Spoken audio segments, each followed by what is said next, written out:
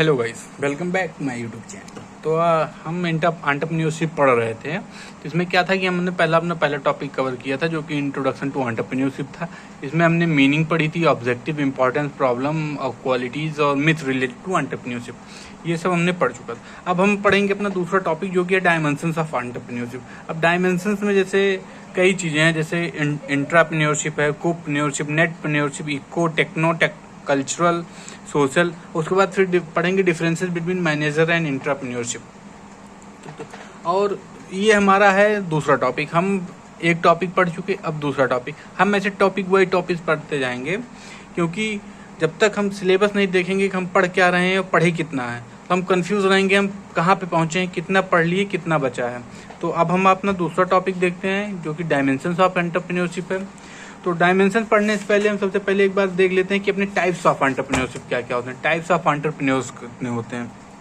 तो types of entrepreneurs में हमारे 4 तरीके का एंटरप्रेन्योर्स आते हैं। सबसे पहले हमारा आता है इनोवेटिव एंटरप्रेन्योर्स, उसके बाद इमिटेटिव एंटरप्रेन्योर्स, उसके बाद आता है फेवियन एंटरप्रेन्योर्स, उसके बाद आता है ड्रोन एंटरप्रेन्योर्स। तो अब हम वन बाय वन करके इनको डिस्कस करेंगे कि सबसे पहले हम देखेंगे हमारा इनोवेटिव एंटरप्रेन्योर्स कौन होते हैं। These entrepreneurs have following features. इनके अंदर कुछ ऐसी फीचर्स होते हैं जैसे कि they are mainly found in developed countries. ये जो इनोवेटिव एंटरप्रेन्योर्स होते हैं ये डेवलप्ड कंट्रीज में होते हैं। क्यों ये डेवलप्ड कंट्रीज में होते हैं? क्योंकि डेवलप्ड कंट्रीज में इनोवेटिव एंटरप्रेन्योर्स इसलिए होते हैं क्योंकि उनके पास अवेलेबल ऑफ कैपिटल होती है, उनके पास कैपिटल बहुत ज़्यादा होती है। क्योंकि जो डेवलप्ड नेशन में अगर जैसे कोई नया बिजनेस शुरू करने के लिए, इनोवेशन के लिए, उनके पास क्या है, जब कोई माइंड पे वर्कलोड नहीं है कि हमारे पास कैपिटल नहीं, बहुत थोड़ी कैपिटल में हमको बिजनेस स्टार्ट करना है, तो आप बिजनेस बहुत अच्छा कर सकते हैं। तो जो इनोवेशन होता है मैक्सिमम वो कहाँ होता है? डेवलप्ड कंट्रीज में होता है।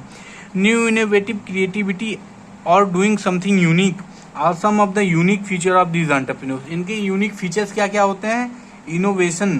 इनोवेशन, क्रिएटिविटी और डूइंग समथिंग यूनिक, ये इनके यूनिक फीचर्स होते हैं एंटरप्रेन्योर्स के।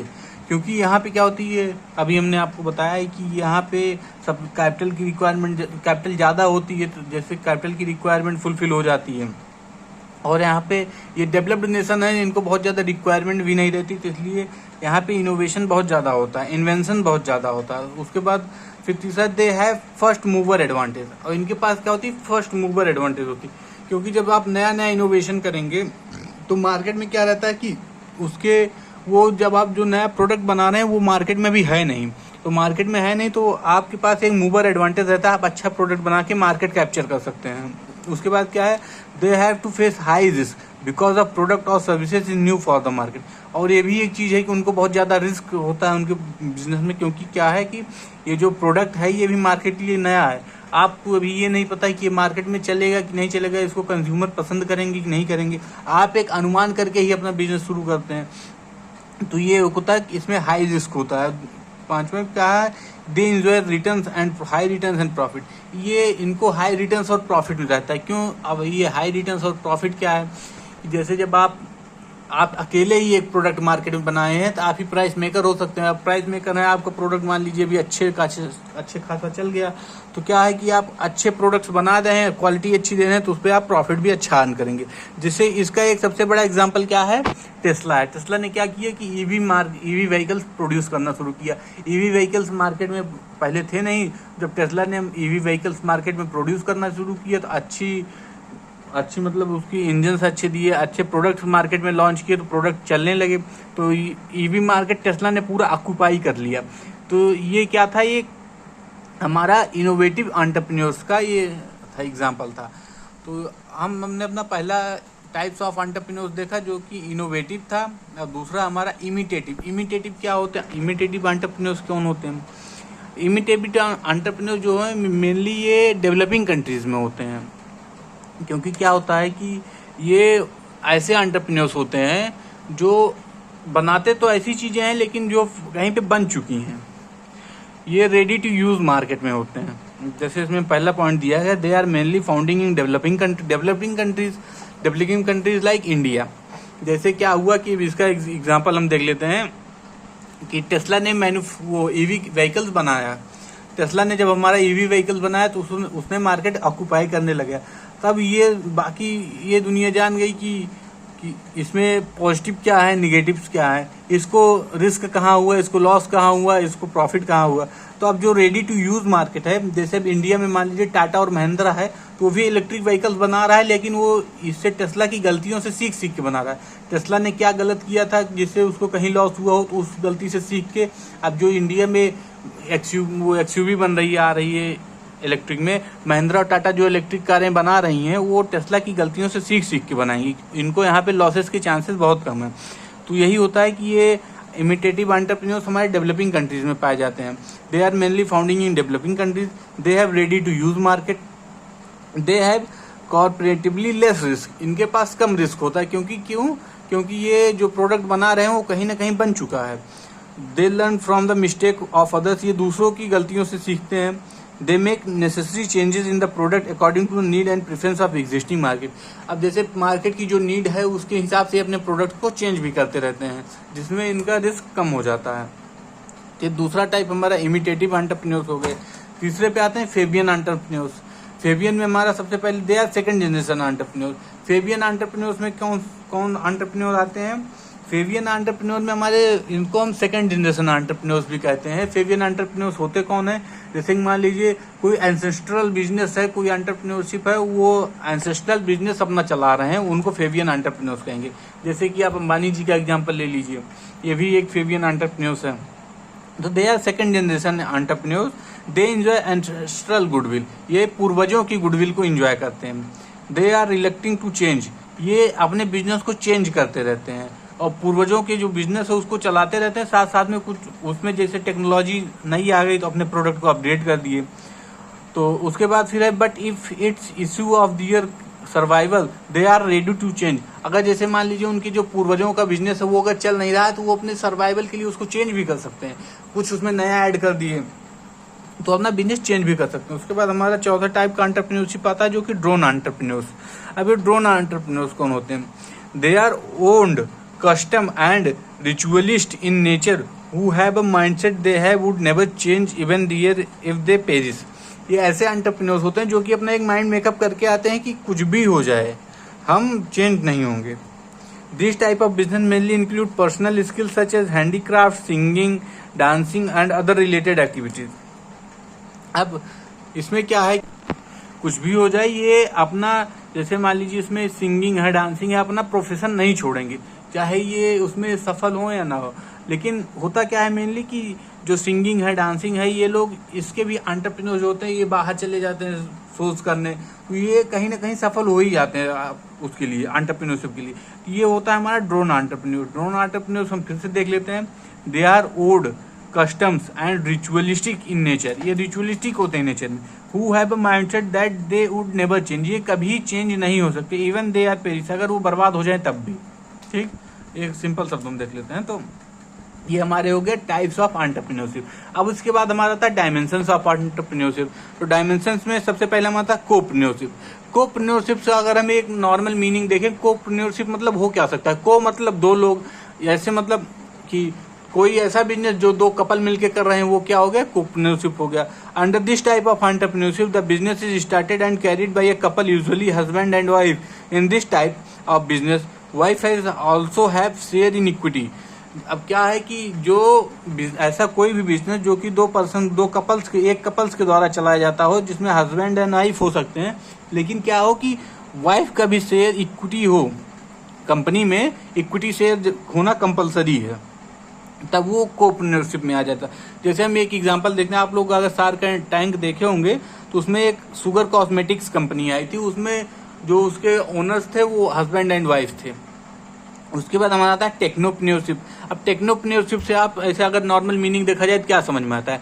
टेक्नो मीन्स टेक्नोलॉजी, मतलब ऐसा कोई बिजनेस जो टेक्नोलॉजी से रिलेटेड हो। तो under this type of business a product और services use new technology and the role of technology in the business is more than the manual work.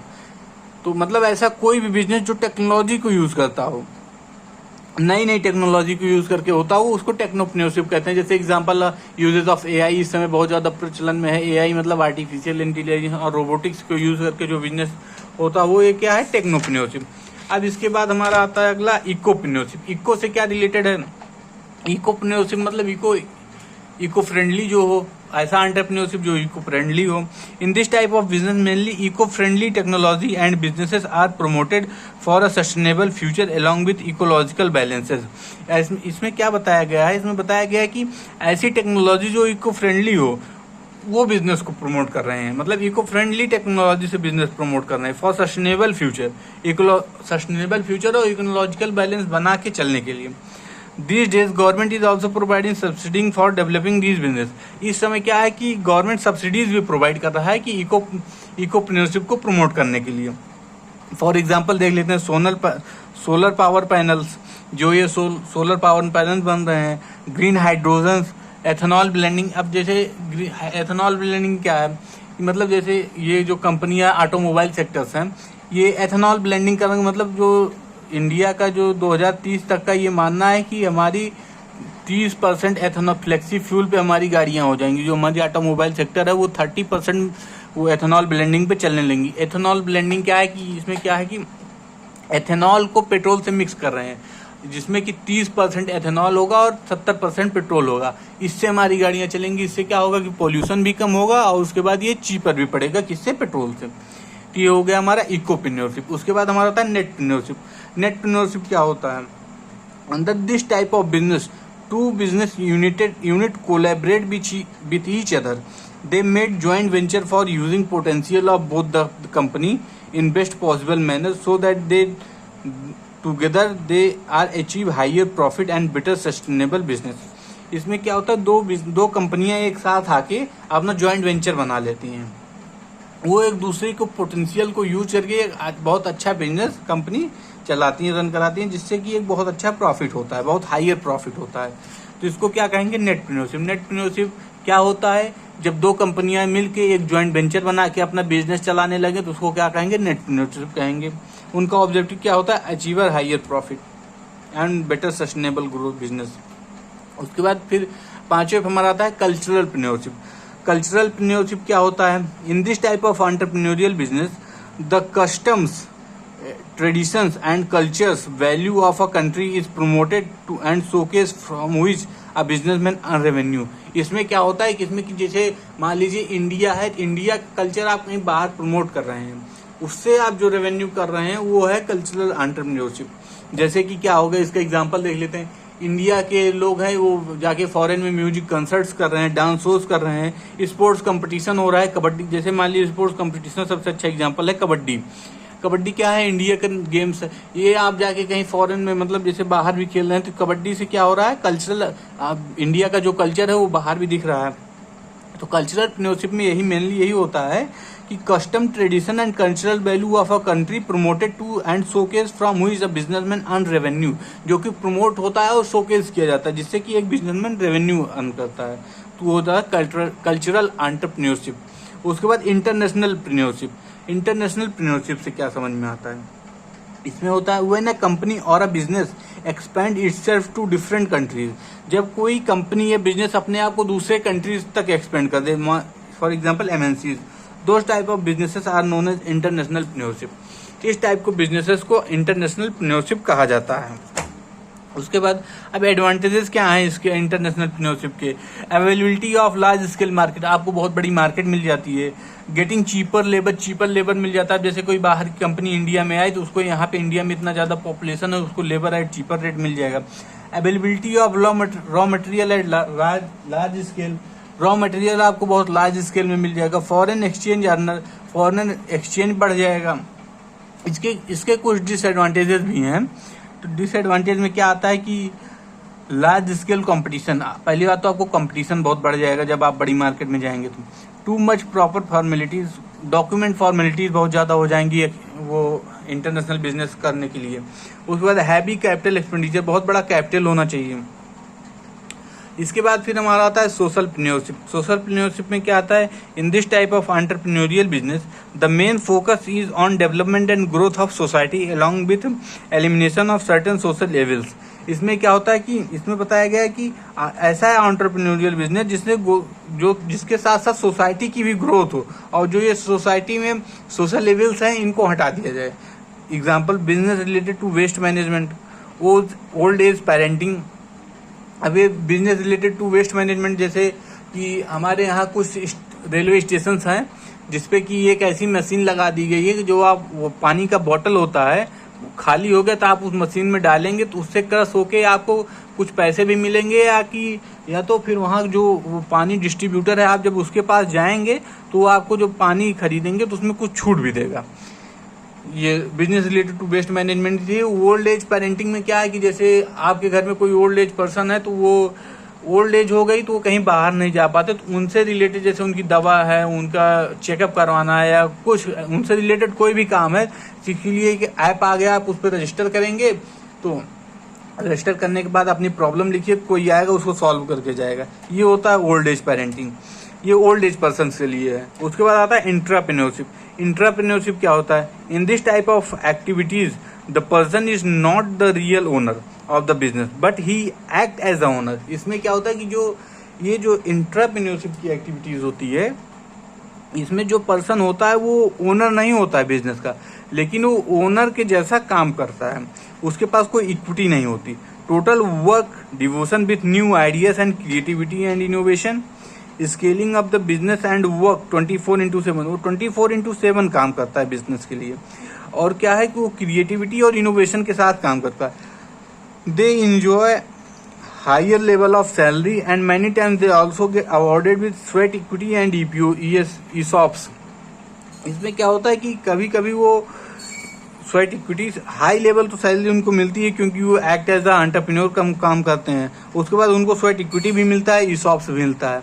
ये कौन होते हैं? जैसे CEO ऑफ कंपनी हो गई, ये कौन होते हैं? इनके पास इक्विटी होता नहीं शुरू में, इनको ये जो काम करते हैं वो एज अ एंटरप्रेन्योर बिजनेस के काम करते हैं, क्योंकि इनका मेन उद्देश्य क्या होता है?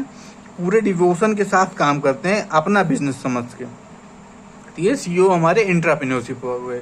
तो ये हमारे डायमेंशंस ऑफ एंटरप्रेन्योरशिप हो गया। अब फिर हम इसमें एक और टॉपिक बचा है हमारा, वो है डिफरेंस बिटवीन मैनेजर एंड इंट्राप्रेन्योरशिप। इंट्राप्रेन्योरशिप अभी हम जो पढ़े उनमें और मैनेजर में डिफरेंस क्या होता है, हम डिफरेंस एक बार जल्दी से देख लेते हैं कि manager is formal employee of a company. Manager जो होते हैं वो एम्प्लॉई होते हैं कंपनी के। Intrapreneur work like an entrepreneur in the business, it does not have equity.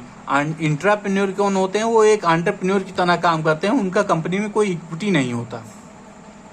Manager has fixed hour of working. Manager के पास क्या होता है? फिक्स आवर ऑफ वर्किंग होता है। लेकिन जो इंट्राप्रेन्योर होते हैं वो 24/7 काम करते हैं कंपनी के लिए। फिर मैनेजर, अब manager receive salary and bonus for his work. Manager को उनके काम के लिए सैलरी और बोनस मिलता है। लेकिन जो इंट्राप्रेन्योरशिप होते हैं, apart from salary entrepreneur also receive sweat equity shares and ESOPs। उनको स्वेट इक्विटी और ESOPs भी मिलते हैं। उसके बाद फिर एक है हमारा manager has a predefined role and a set scope of work. Manager के पास एक प्री डिफाइंड रोल है, आपको करना क्या क्या है, एक सेट ऑफ वर्क है। लेकिन इंट्राप्रेन्योर के पास and intrapreneur work all through the business and have use power. Intrapreneur के पास क्या है? उनको पूरे बिजनेस से रिलेटेड काम करना रहता है और उनके पास यूज पावर होती है बिजनेस से रिलेटेड। तो ये था आज का हमारा टॉपिक, जिसमें हम डायमेंशन टाइप्स ऑफ एंटरप्रेन्योर्स पढ़े, डायमेंशंस ऑफ एंटरप्रेन्योरशिप पढ़े। उसके बाद फिर हम पढ़े कि डिफरेंस बिटवीन मैनेजर एंड इंट्राप्रेन्योरशिप। तो ये हमारा हो गया दूसरा टॉपिक। सब हम अपने अगले लेक्चर में कवर करेंगे थियरीज ऑफ एंटरप्रेन्योरशिप। ये थियरीज ऑफ एंटरप्रेन्योरशिप काफी बड़ा चैप्टर है, इसको हम 2-3 वीडियो में कवर करेंगे। एक ही वीडियो में मुश्किल हो जाएगा, नहीं वीडियो 1-1.5 घंटे चला जाएगा। तो तब तक के लिए हमारे चैनल के साथ बने रहिए, लाइक शेयर सब्सक्राइब। बाकी आप सब जानते हैं क्या करना है। जय हिंद, जय भारत, जय श्री राम।